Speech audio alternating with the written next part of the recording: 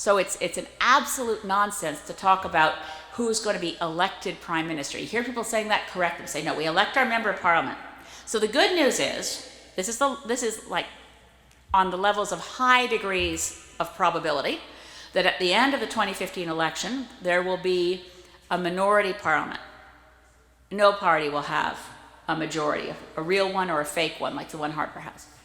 And in that minority parliament, there will be enough Green members of parliament to potentially be the balance of power to ensure that whichever parties we choose to work with, which will be the ones who are prepared to get rid of first past the post and have a real climate plan, that those parties that are prepared to work with us can govern reliably with a stable time period till the next election, as long as we make the progress we need to make on the issues that matter the most to Canadians. That's what happened back in the late 1960s when Lester B. Pearson was Prime Minister. It was a minority parliament, and the NDP at the time, led by David Lewis, Stephen Lewis's father, worked cooperatively. There was no formal coalition. I'm not against coalitions, by the way, but back then in the late 60s, there was no formal coalition.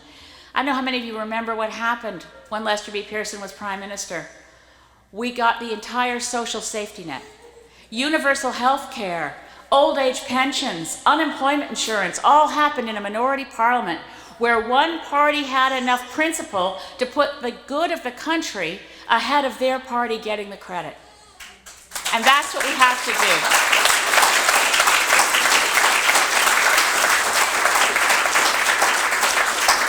So I'm going to be happy to answer some questions. I'm not sure how long you guys can stand it. Those of you who are standing, I'm feeling very worried for you.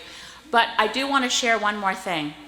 To make this work, and this will work, we're going to elect quite a few, or a lot, of Green MPs in the next election.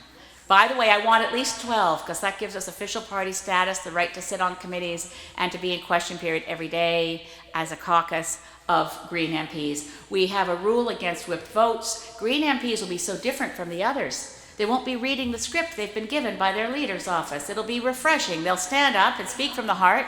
I may not always agree with what they say, because Greens believe that once you're elected, you don't check your brain at the door.